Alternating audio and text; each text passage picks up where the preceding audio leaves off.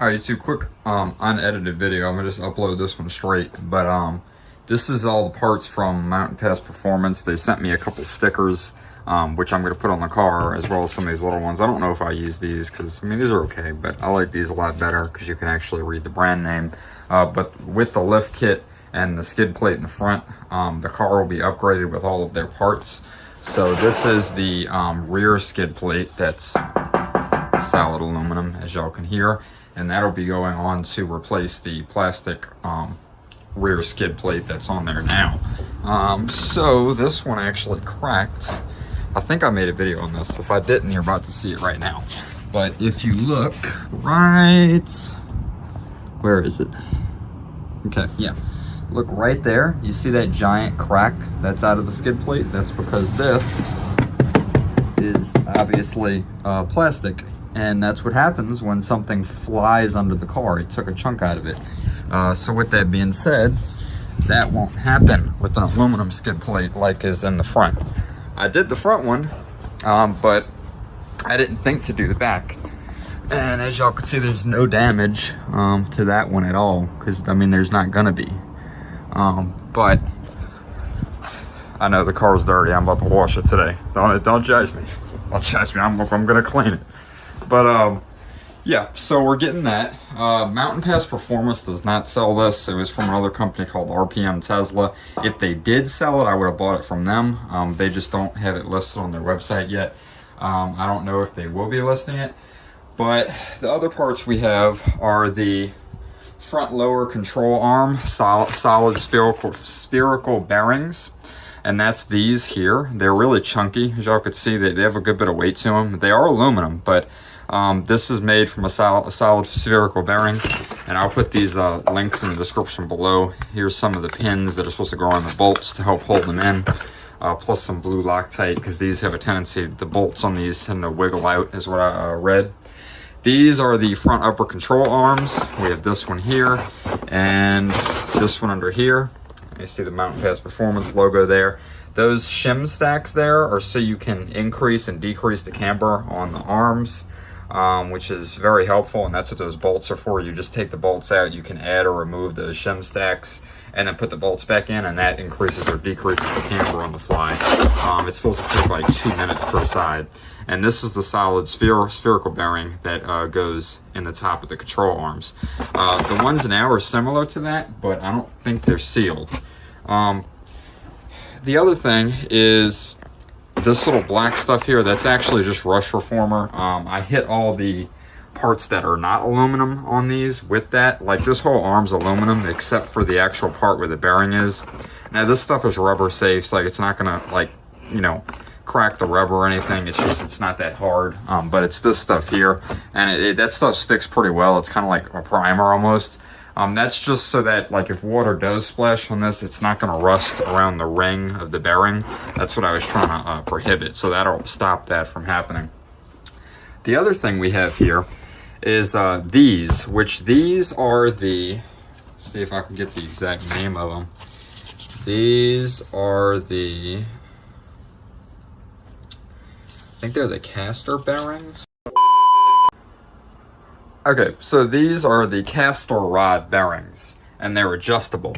So you could see the numbers there. You can turn this bearing here to whatever position you want for the adjustment, and that'll allow you to adjust it. And this is the press tool that Mountain Pass Performance gives you with it. So that's really cool there.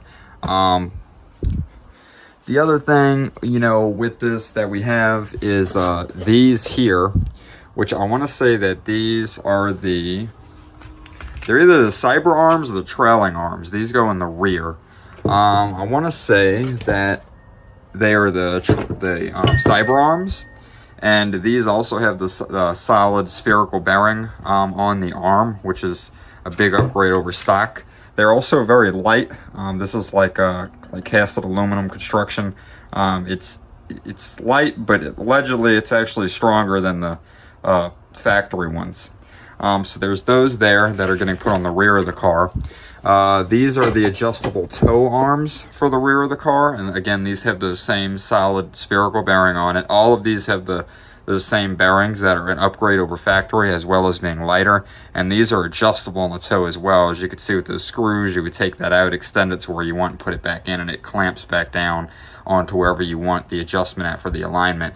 Now, Mountain Pass Performance does send these already preset to where they need to be for factory settings. So if you do want to adjust it, you have to take those bolts out and turn it to where you want it to be at. And then the last thing I have is these two here. These, I believe, are the these have to be the trailing arms, I believe. And these also go in the rear along with the cyber arms. And if I got these reversed, forgive me. They look so similar in the pictures, but they are different. These will be going on there as well, and these have the same benefit of being lighter, as well as the bearing is a lot better quality. And actually, Mountain Pass Performance does post on their website that these bearings are, rated to last quite a while. Really almost for the lifetime of the car, I believe I read in one of their posts. So that's really cool. And I think that's all 6 of the pieces there. Now, Jesse is his name, with Mountain Pass Performance, has been very helpful with this whole process. He sent me a bunch of merch, like I was saying earlier in the beginning of the video, as well as these vinyl stickers here for the car, since the whole car will be upgraded. I already have their lift kit and their front skid plate on there, so like all the rest of the suspension components I need are right here. This is every suspension component they make for the Model 3 Performance, besides doing coilovers, which I don't want to do because I don't really run the track.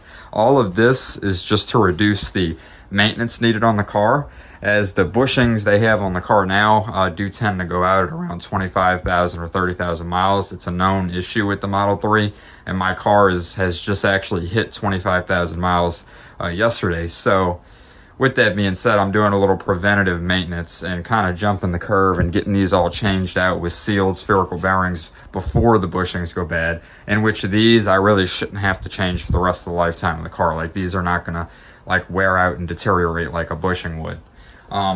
But Jesse was very, very helpful on here. And he sent in a bunch of stuff, and you could read here what he says. He sends all of the adjustments for the alignment. That way when I get with James, who will be doing the job on the car, James will know like where to set everything for having these track parts, because all these are track built parts.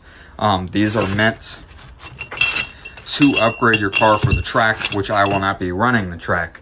But my logic is, if these parts can handle the track, they can easily handle day-to-day driving with no problem at all, because they're designed for something much harder than everyday driving. Like, it's even gonna stop, like when I go to stop the car will brake faster, because the bushings allow for flexibility in the arms in the front, which flexibility causes the car to feel kind of squishy like when you're stopping, but the bearing doesn't flex, it's just solid. So that's gonna kind of prohibit some of that, as well as the steering response right now is kind of wobbly. When we put this in there, it's going to tighten everything up, and the entire chassis of the car from the rear to the front is going to be a tight suspension. Like, it's going to respond when I give an input, whereas with it being now with the bushings, there's some flexibility in there. Now, generally, you do want a little bit of flexibility because it reduces the road noise that goes into the cabin. However, I already have all-season tires on here that are aftermarket. And so like whatever road noise I'm getting is probably going to be about the same, because I have tires that are not EV tires with the foam in it or whatever they're doing now. Those tires are like bad. But you know, I mean, like any road noise I would get is already kind of been put in there because of the tires. So in the end, it's really just going to tighten everything up in the suspension, which is what I want, and reduce maintenance issues that I could possibly have in the future, which is all great. And then, you know, Mountain Pass Performance makes some very high quality parts. Again, you know, like this is their lift kit that's on the car now. Y'all could see that those blue risers there, and then there's some other blue stuff down there. All those blue things, that's all Mountain Pass Performance parts. And now every part in the suspension, except for the springs and the struts, will be Mountain Pass Performance, which is the whole deal with wanting to put the stickers, because it's basically a Mountain Pass Performance car now, as it has all their parts. And I didn't mention it, but this is the hydraulic press tool for the solid control arm bearing bushings in the front. So yeah, that's pretty much everything. And I'll post a video whenever James does the job. All these documents I have here from them are available on the Mountain Pass Performance website. If anybody has any questions about any of these parts, all these parts will be linked in the description below. Again, there'll be another video coming in the next few weeks after the job is done, and I'll give my feedback on like how does the car feel, what do the parts look like installed, like all those different things. Where did the alignment end up? Did we end up using Jesse's alignment suggestions for street, or did we go with something else? Again, all these documents on how to install these things that I'll be given to James when he does the job. These can be found on their website, and they tell you everything from every torque spec to what not to do. Like they tell you everything. They go in detail here, and you can see these are just every part listed out on what to do and what not to do. Really great company. Definitely recommend Jesse if you guys email the support and you get Jesse as your support representative from them. I don't know if they have multiple. What I can say is Jesse is awesome.